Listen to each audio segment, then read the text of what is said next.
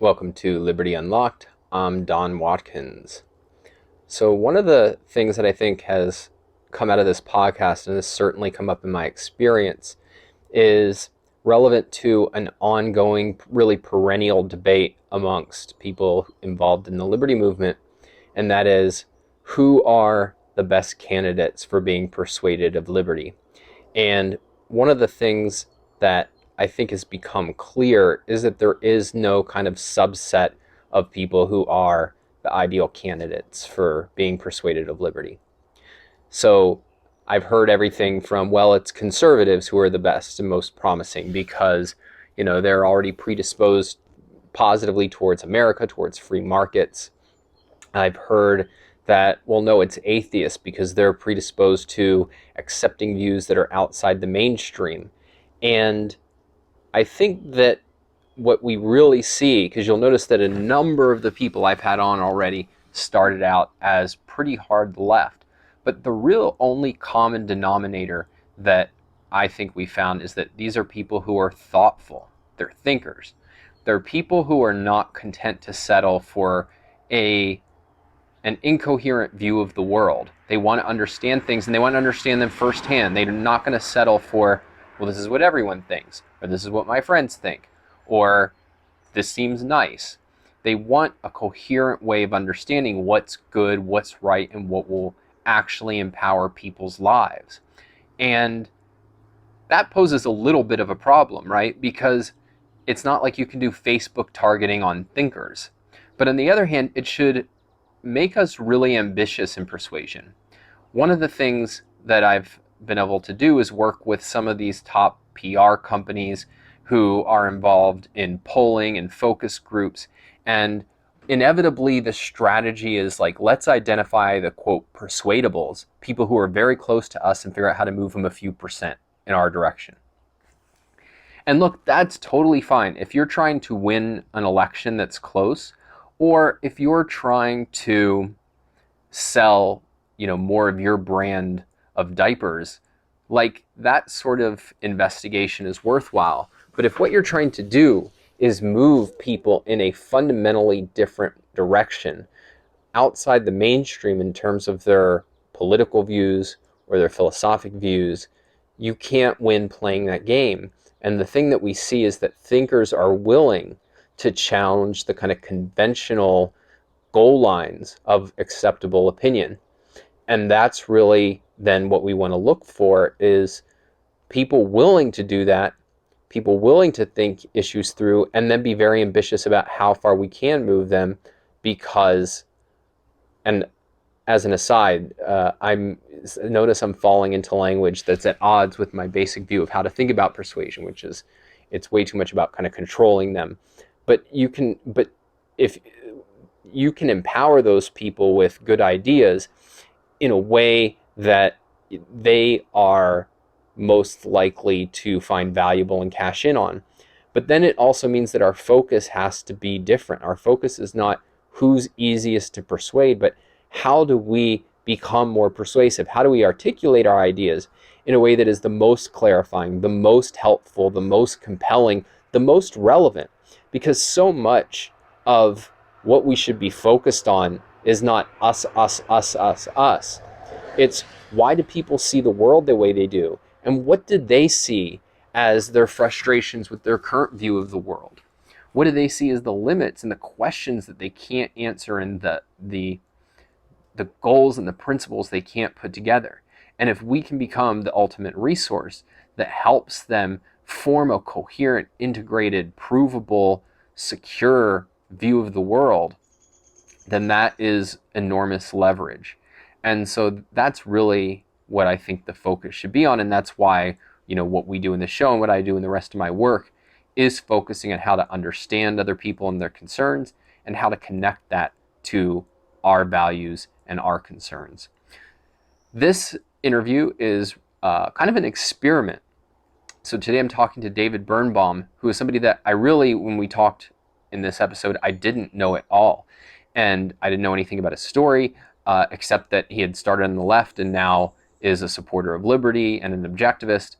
And we just kind of explored sort of what that journey looked like. And I think some really interesting things came out of it, some points that we haven't discussed, such as the connection between mental health and objectivism and pro liberty ideas, really delving into the appeal of the left, really delving into the difference between politics and ideas. And so we explored just a lot of cool territory. Let me know what you think. Do you like having on people where we just kind of go through their story? Do you like the people who are more established persuaders? Leave it something in the comments and send me an email at don@donswriting.com. I'd love to get your feedback so that we can continue to make the podcast as valuable to you as possible. As always, the best way to support the show, go to Don at Don's Writing, or rather, go to donswriting.com and sign up for the newsletter. And you can support this podcast by going to libertyunlocked.com. Remember, every dollar that you spend there goes to improving the podcast and helping us reach a wider audience. So that's it. On to the conversation with David Birnbaum. Well, awesome. Thanks for doing this. So this will be a little bit of an experiment. Every other guest I've had so far are people that I've known for many, many years, and at minimum know a lot about their backstory. But like, I think we've only talked a couple times. So why don't you just first sort of tell me a little bit about yourself, and then we'll go back in time and sort of figure out how you got from where you were to where you are. Okay, sure. Yeah. So I'm 28 years old. I'm Canadian. I would consider myself an objectivist, or I suppose a student of objectivism, though I've only been relatively recently exposed to the philosophy. But I'm very interested, I've always been very interested in ideas and in very complex problems. My background is in engineering, but now I work in marketing. And really, I'd say I've always just been dedicated to the truth. I've really just, when I look at something, I really want to dig down and understand why. And that's actually why engineering wasn't well suited for me, because we just kind of implemented science, but I ended up being more interested in how things work at a deeper level than just implementing things. And when I graduated, I then became interested. I had always been somewhat interested in politics, and I just kept asking why, and eventually I ended up on philosophy. And so that's kind of where I am now, I suppose. All right. Well, that's interesting. Let's then go back to you start asking why. First of all, though, where are you starting from? Are you starting from zero interest? Or are you starting from like a vague kind of political orientation?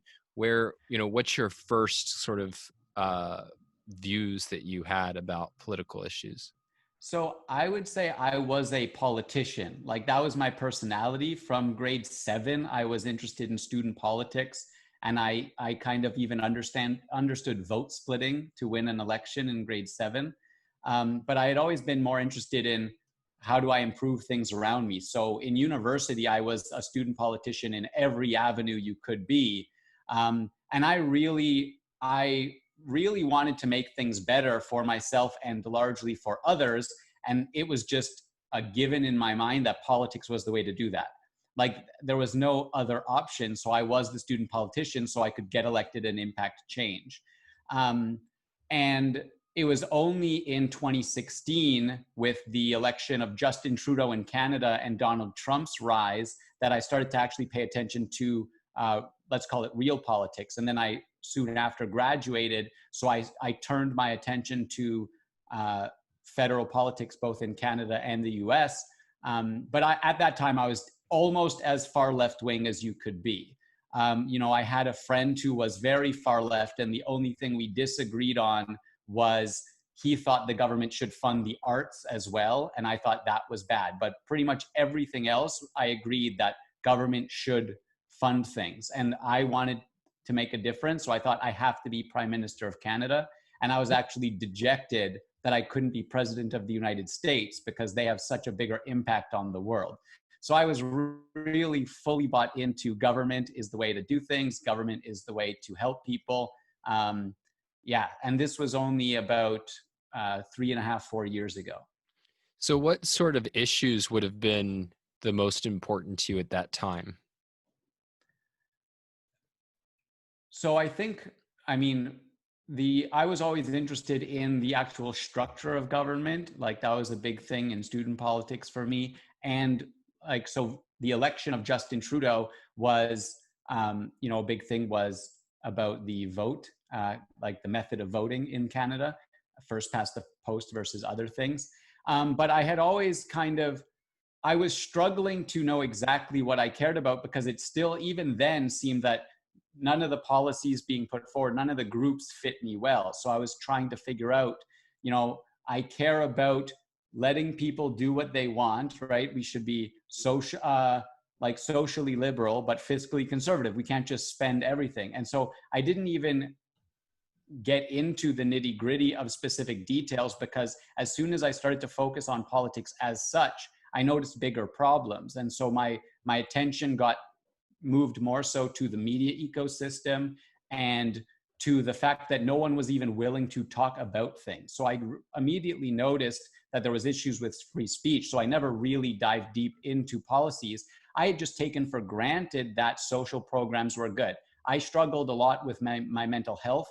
And so it just, a big thing for me was, well, we have, healthcare for everything about my body. We need healthcare for my mind too. And so like that was something, but none of them were like deep policy desires. It was just kind of, that was one of the things that I had cared about at the time, but I never really even got deep enough into caring about politics as such once I actually saw what the landscape was.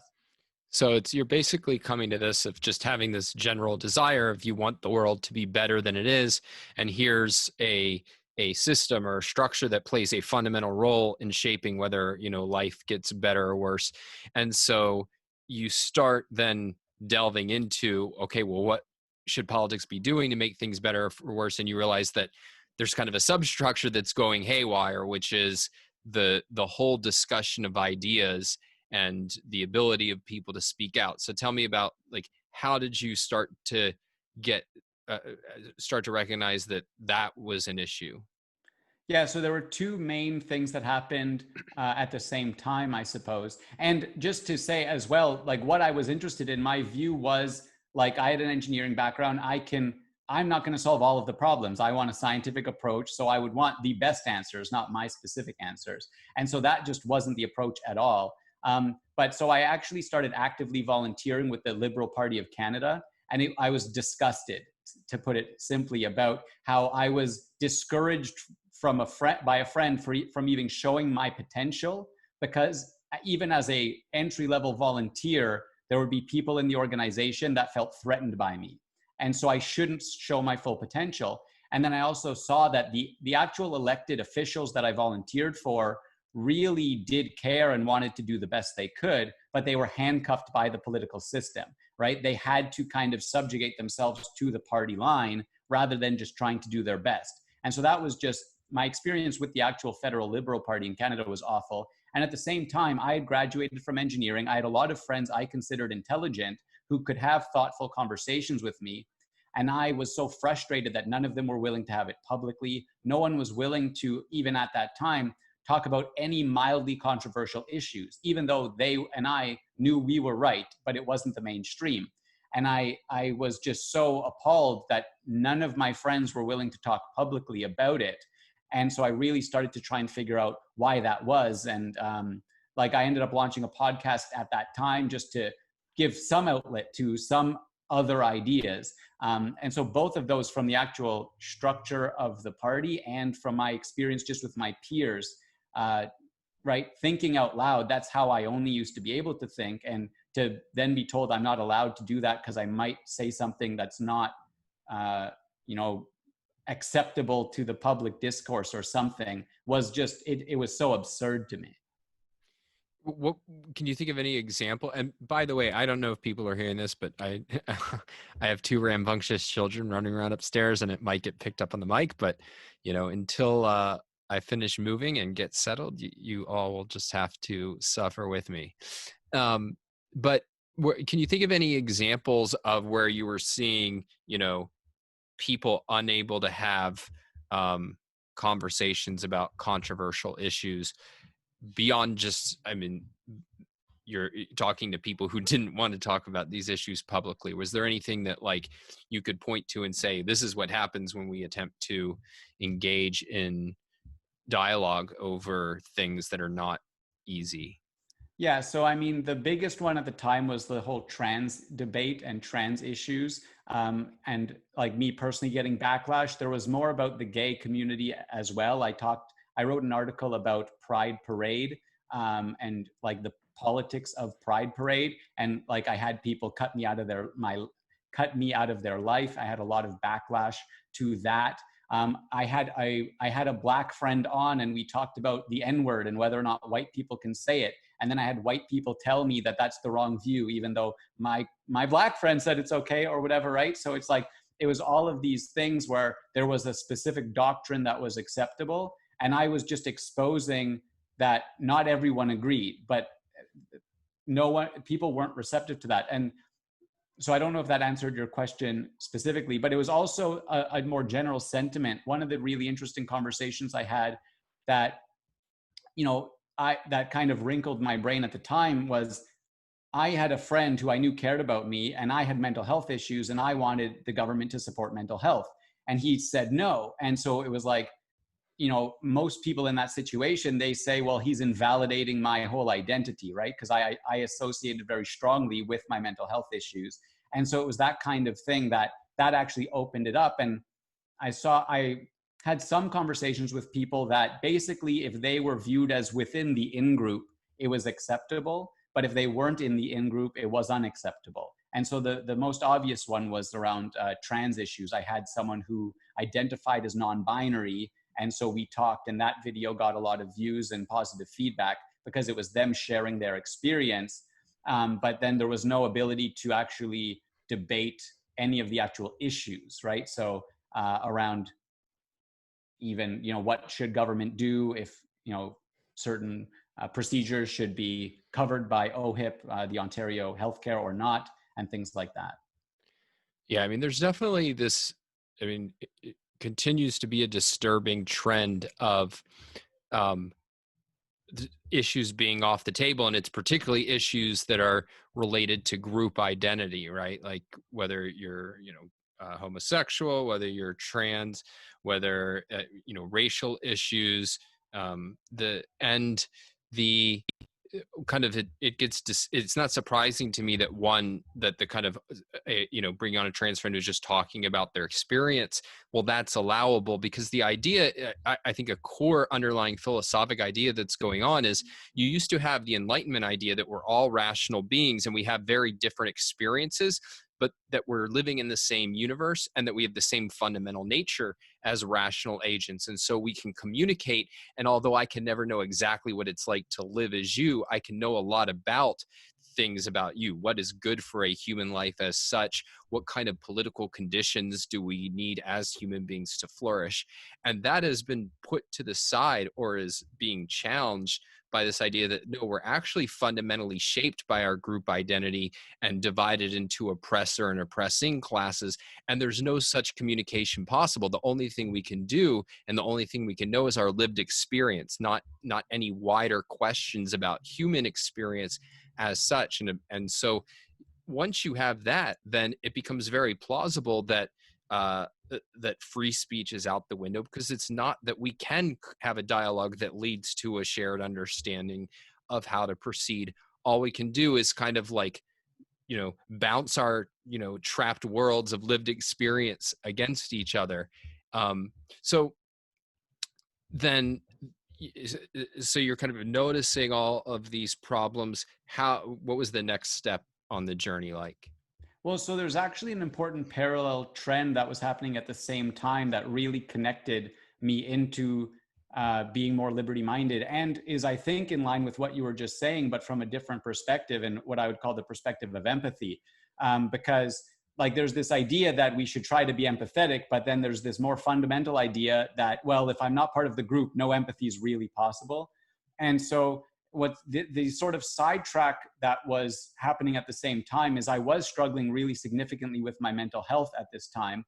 And I was diving deep into like psychological best practices as well as, let's call them, spiritual best practices, and trying to understand how to live my own life best and what are the fundamental principles of living my own life for my happiness. And as I discovered those, I started to see the parallels between like that and how society is not structured for me to be able to do that. And so that was really an interesting point of starting to be interested in, at the time, libertarian ideas, because it was really about, well, I need to be free to make my decisions and decide what's best for my life. But in so many realms, that's not the case, right? I'm being dictated to what I can and should do. And at the same time, the way I'm supposed to treat, my peers in my relationships and trust, give them the benefit of the doubt that they are trying, that they are rational and trying to do what's best for them. And I have to let that impact me based on my views, not some as if they're attacking me. That just didn't seem to be the relationship that society had writ large. And so that really, confused me, because I had been so bought into government and statism more broadly, that the state is the way to solve things. So that happened at the same time. And then really the two other important things happened. And I'm sorry if I'm jumping around a bit, because this was all happening like quite at the same time in a rapid time period. Yeah, if it's too clean a story, you're dealing with a professional communicator who has decided to, let's just say, edit right. the reality of it. No, our whole goal here is to delve into what that process is, what that process actually felt like. And so, yeah, I'm curious to, hear the details. Yeah, so that was really, I'd say, the most fundamental part of it, was these psychological first principles and trying to understand how they apply writ large. On the flip side, I was still very interested in kind of a utilitarian idea of how do I make the world the best possible for as many people. And I had this idea that it's government, right? But then I started to learn more about social media and the media ecosystem. And I came to realize that I don't think government will ever be able to regulate tech. I think tech moves too quickly and is too efficient that government can't keep up. And some people might disagree, but that was the conclusion I had come to. And so I just pragmatically switched. I was like, I have to be a capitalist because that's the better way to help everyone, right? I can make a bigger impact quicker by building a $1 billion company than I can by trying to convince people to vote for me as prime minister. And so that was a big switch as well. And then the last piece that kind of started the cogs really turning was actually something really simple. Because I had just taken government regulation as a given, right? As an obvious thing. And an objectivist friend of mine, we were talking about seatbelt laws. And I said, well, it makes sense. Seatbelts save lives. And so it's important and we should make people wear seatbelts. And he said, well, don't you think it's kind of silly, or it's a contradiction to say I'm going to threaten you with a gun to protect your life? And that just clicked. I was like, oh yeah, that doesn't make sense. And so that then literally that piece kind of triggered everything for me to reassess all of my views, because I'd never really assessed them in the first place. So that's kind of the three major things that happened all within maybe a 6-month period. Yeah, I mean, that's really fascinating. I mean, it sounds like, there was a lot of groundwork there. So I talked to one of my best friends, Adam Edmondson, for this podcast a little while ago. And he came from kind of a left worldview. And I think similar to you, like he saw that more in kind of individualist terms of this is what's required so that people can live their lives the way that they want. And so once he encountered, but he was always specifically bothered by the fact that like this would require some amount of the initiation of force. And so once he encountered a different way of thinking about all these issues, a lot of stuff clicked into place really fast. And it sounds like you had something similar where it's, you had a basic orientation of like individuals should be able to live their lives. And that didn't seem to be in contradiction with government helping individuals live their lives. And then once you started seeing some of the conflicts and then encountered an alternative, a lot of stuff was clicking into place. Does that, how does that sound?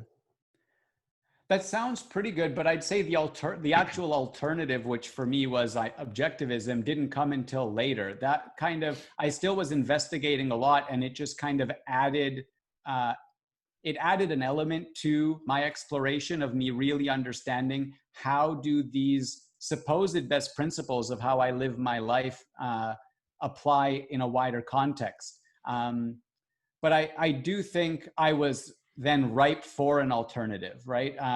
Because I had spent a couple of years, by the time I encountered objectivism, I had spent a couple of years deconstructing my worldview, but I had nothing in its place. So as you can imagine, I was quite lost.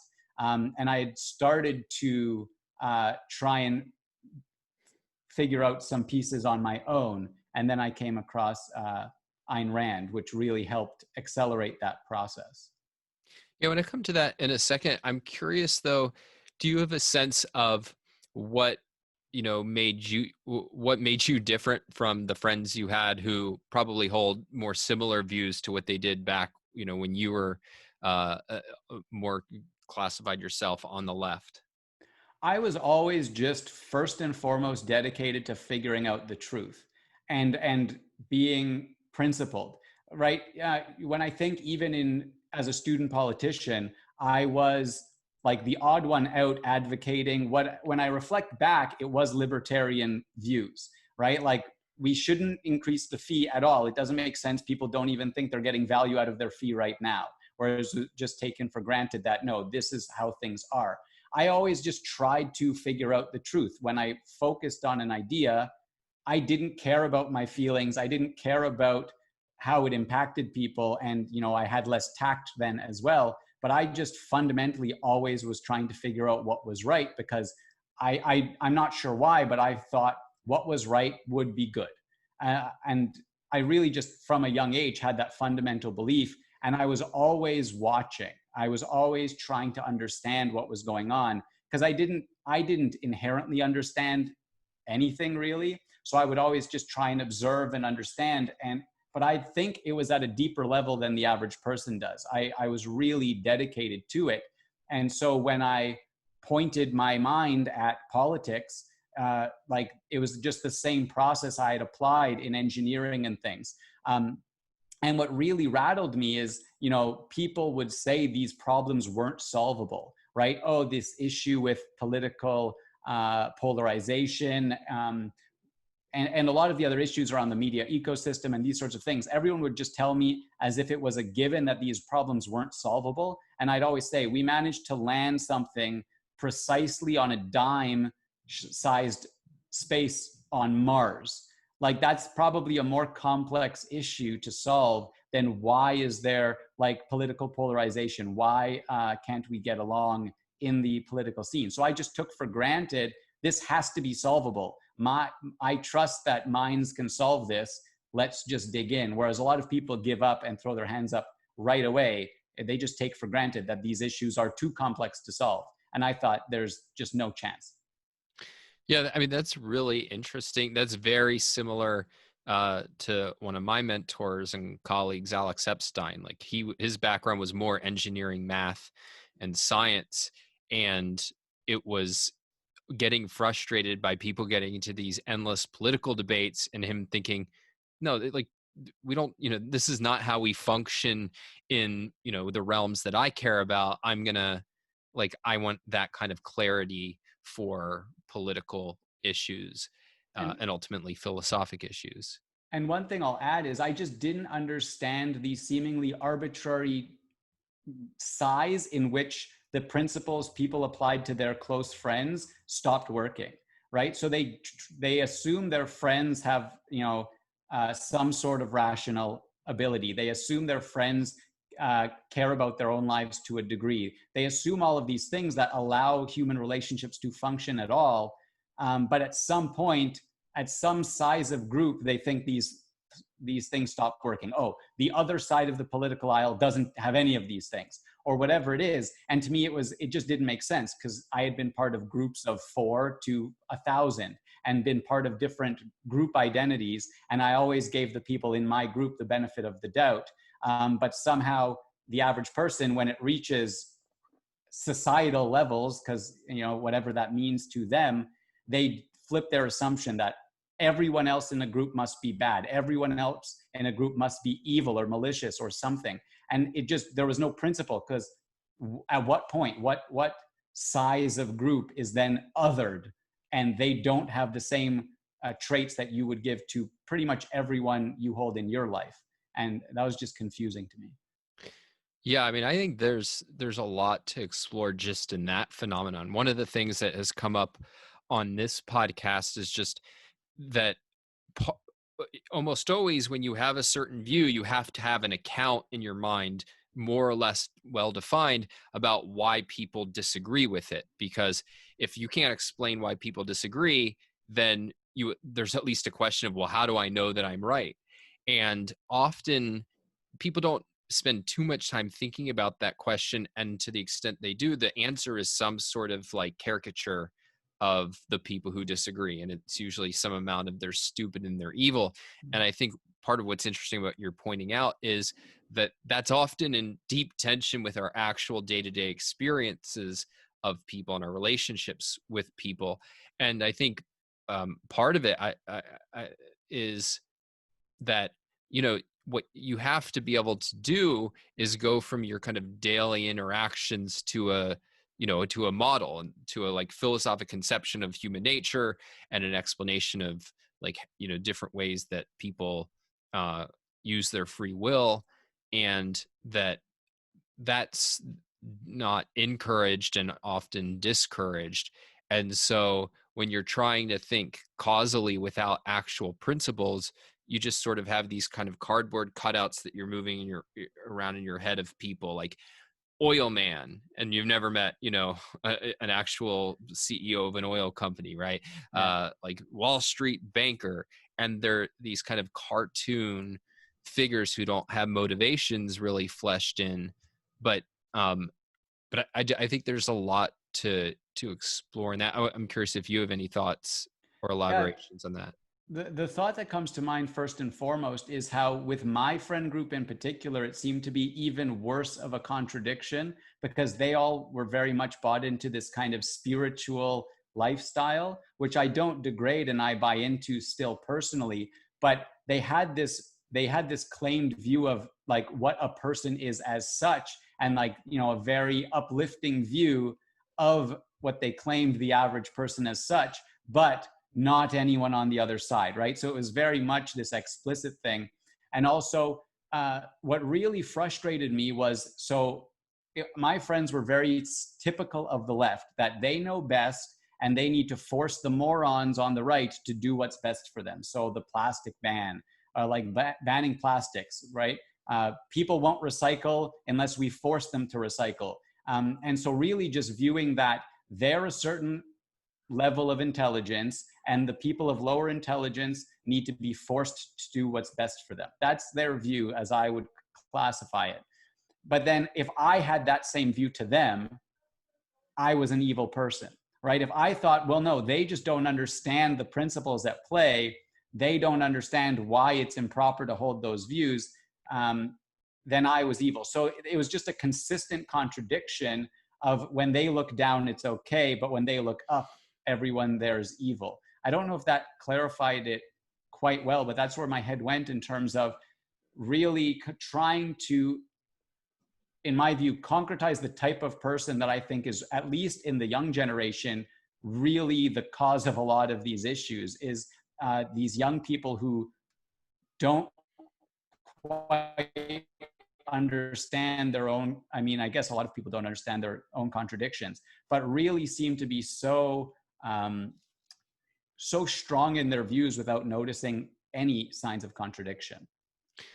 Yeah, well, I mean, this is like a widespread phenomenon, and I mean, Ayn Rand wrote about it a lot, and it's a big part of Atlas Shrugged, where you just the rulers always have a double standard, and one of the ways that she'll put it is she'll call them mystics or neo mystics, what it is, it's the idea of, human beings are irrational. Human beings are incapable of living their own lives. They're incapable of reaching independent means of knowledge, but I have some special access to reality. And that access is either like literally mysticism, in the form of like, I'm just connected to, this other realm, or it can be more like implicit mysticism, which is, I don't operate by logic, I operate by dialectical sort of thing. Or it can be even a seemingly scientifically dressed up version of which, we forget, but dialectical materialism was treated as scientific in its day. But it'll be something like, I have 10 studies that show human beings are not rational, and here's my rational argument for it that you can't attack. And so now I have the right to rule. But it's always some form of elevating yourself above humanity and justifying then your right to rule. And so, the people who make these arguments never, or let's say very rarely, say, human beings are rational, so other people should rule me. Right. No, that makes sense. And I guess I was particularly frustrated because it seemed like my experience with young people is they didn't try and make any argument. They didn't even try and claim it. Like, it was just, I'd say it was more intrinsic in society as such. This is just the way it is. They wouldn't even try and make an argument. But I suppose that's more like someone refers to it as statheism, right? Like the state just knows. They wouldn't tell us otherwise. So I suppose it's that same mysticism, but they didn't claim that knowledge explicitly, which I suppose was frustrating and interesting to me. Yeah, I mean, it's an achievement even to put it in the form of an argument for why you should have power, but you can at least say that it's an orientation of, you're just passing these judgments on people in general and saying this is what should happen to them. And so even if you're not literally running for office or something like that, in that moment you're acting like a power-lusting would-be dictator, because you're treating it, even in your imagination, as other people's lives are mine to dispose of. And it's because I'm intellectually or morally or spiritually better than they are. So, so let's then get into more about sort of, how you encounter Ayn Rand. It sounds like you had some familiarity with her, at least in passing, before you really started paying attention to her, if I understood your story right.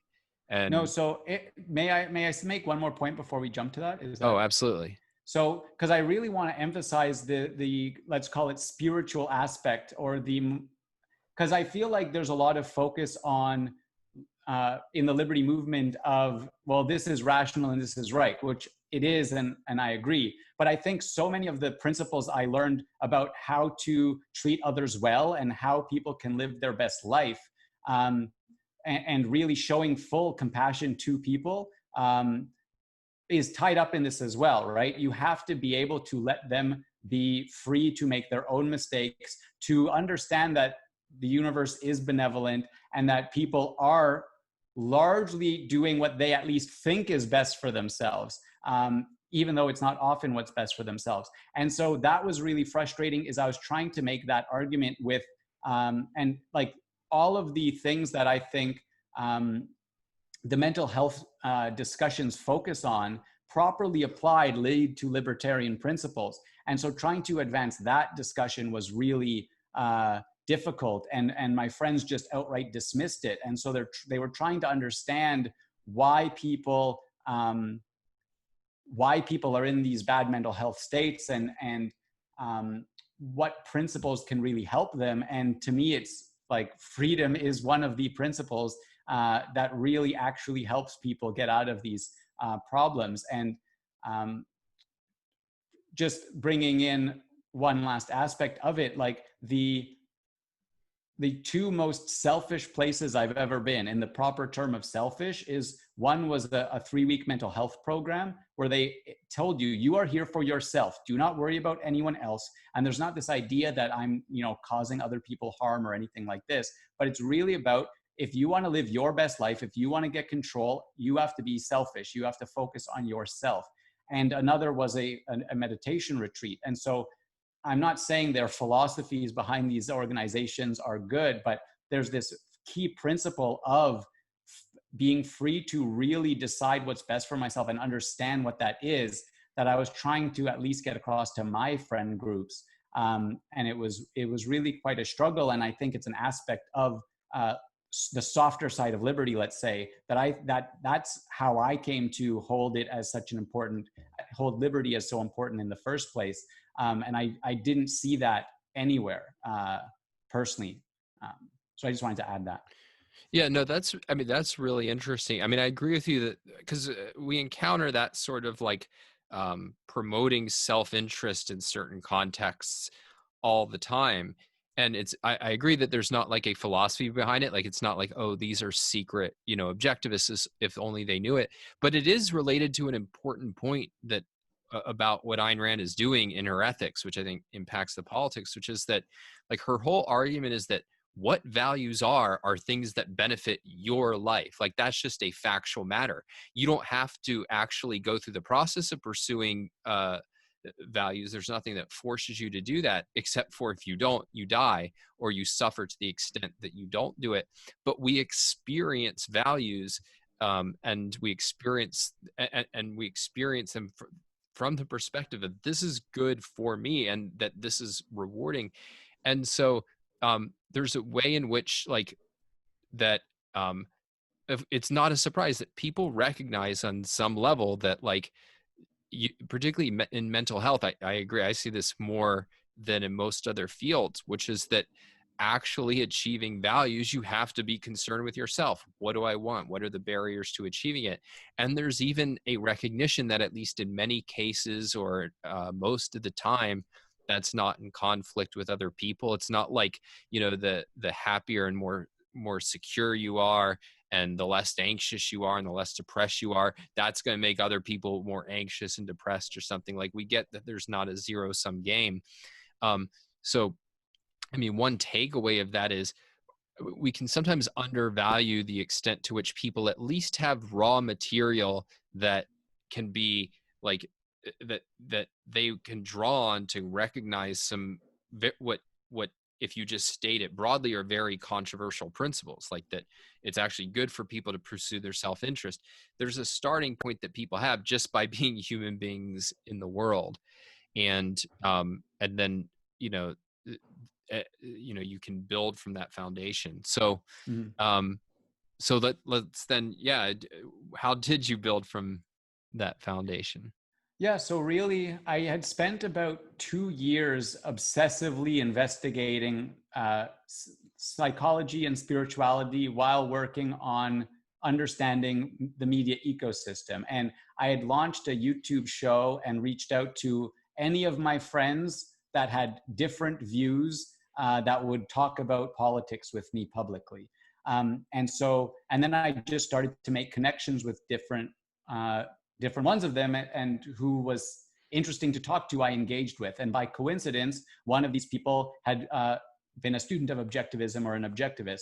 And so after about 2 years, I had just, like this guy, his name's Tom Nowak, he had come to a lot of conclusions very similar to me. We had started to coalesce into a very similar view of the world. And I was really interested in that because it seemed to be different than everyone else. So we went and I asked him about it, like why do you think of the world this way? Like, because I was studying psychology and these sorts of things. And he said, oh, well, like it's this philosophy called objectivism. And that just, I'd never even thought, I took a philosophy course in university, but I'd never really thought of it again. And so he just said, yeah, it's a philosophy. And I was like, I'm super interested. If you're saying there is one source that led you to this view, then that's great. And so he gave me his copies of Philosophy Who Needs It and OPAR, Objectivism, the Philosophy of Ayn Rand. And, maybe a couple months later, I read the first essay in Philosophy Who Needs It. And right away, I was like, this is right. Like, this is what philosophy is. That makes sense to me. And so right away, I was super interested in Rand's ideas because I had never heard, I had been upholding in like, as the importance in the mind, psychology and spirituality. And then as soon as I read that, I was like, oh, there's the third piece, philosophy. And so since then, I've been holding those three things as like key values in my mind. And so I just kind of dove in. And so I read Philosophy Who Needs It, the book. and was really just quite interested. About a few months later, I read Opar, and it was so incredible to me because I had, again, spent years actually deconstructing my life and reassessing my entire life, all of the data from since I can remember, like age 5, and trying to create my own system. And I read Opar and I was just like, holy crap, this fits all of my data so well. I couldn't believe it. And so I just became very interested in it from there. So it was kind of, philosophy is what it is. Ayn Rand made that argument, which convinced me. And then I read Opar, and I couldn't avoid that it fit almost, if not all, of the data that I just collected introspectively, for 2 years. Yeah, that's interesting. Philosophy Who Needs It was the first thing that I read too, or at least bought. I was reading this author when I was 13 or I guess 14, Robert Ringer, and he quoted this woman, Ayn Rand, a lot. So I walked a mile and a half to my local bookstore and I found the book section and just remember going through the title and said, oh, this has philosophy in the title. That sounds way better. That sounds really interesting. And I was like, oh, novels? Why would anybody write novels? And so, no, so that's really fascinating. To what extent did to what extent do you think were your political views already solidified by the time you encountered Ayn Rand versus how much was the politics of what she was writing about influential to you?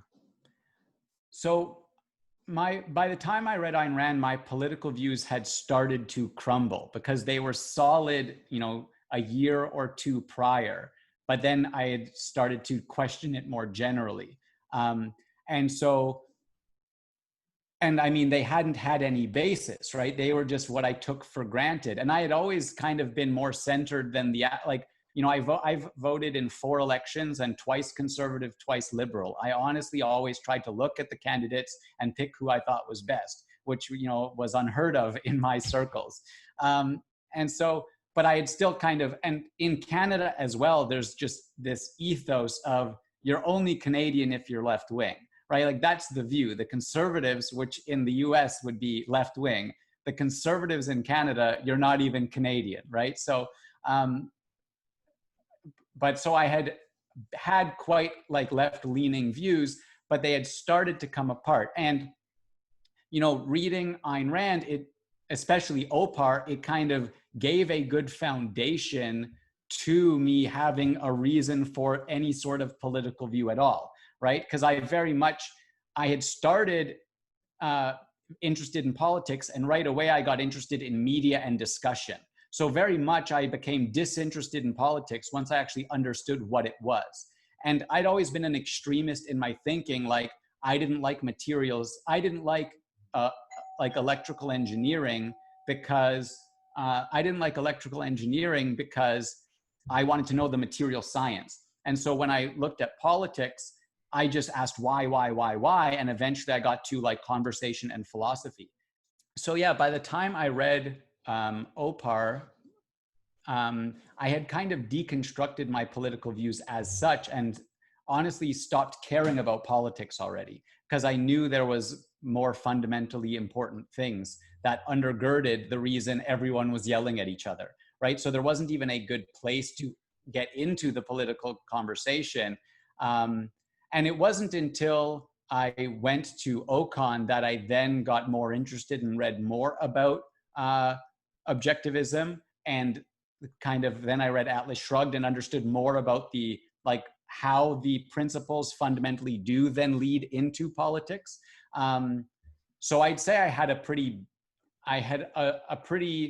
flat flat grounding before I built into the objectivist view of politics, because I had already deconstructed what was a very shaky building of why I was, on the left. To what extent do you have views on the things that you see people, whether objectivists or just people who are part of the liberty movement in general, do well or do poorly?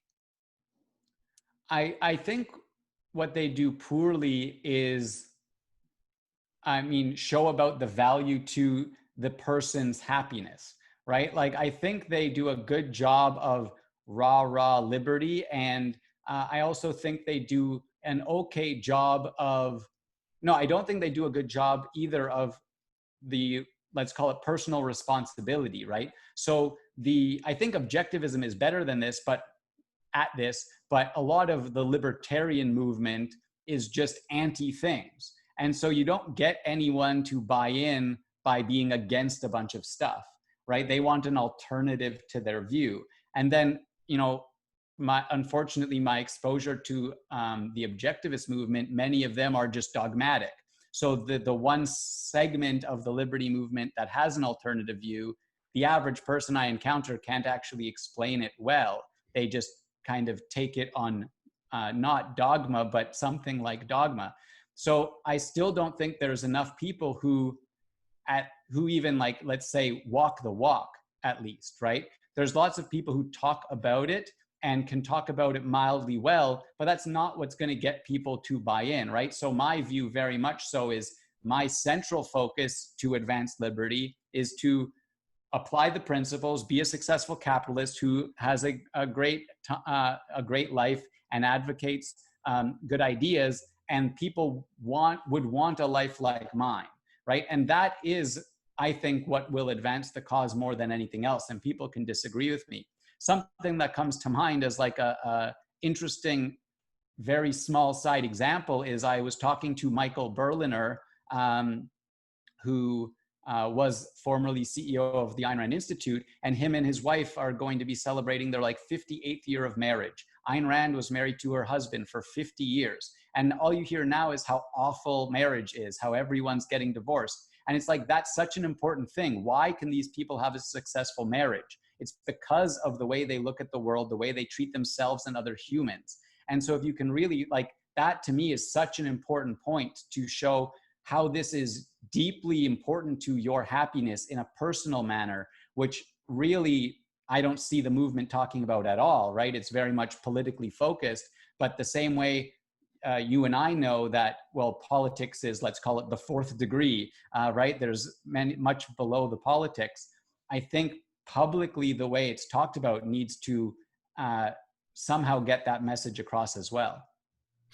Yeah, I mean, it's interesting because I agree. I think one of the things that, even if you're just thinking about it from political influence level, which is not the most important perspective, but even if you're just thinking about it from there, one of the big advantages of objectivism is it has something to say about how to live and how to get the most out of life.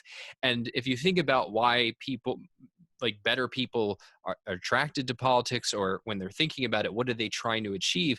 Well, part of what you're trying to achieve is, how do we protect a kind of way of living that I respect, that would make me feel good about myself, that would, be good for the world.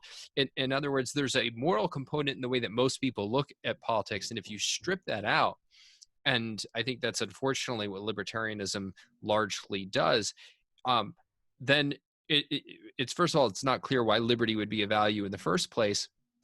But objectivism has this competitive advantage of there's a really exciting view of how to live, and that can resonate with people who believe in, individual responsibility, who get, the kind of meaning of productive work. There's a lot that's appealing about it.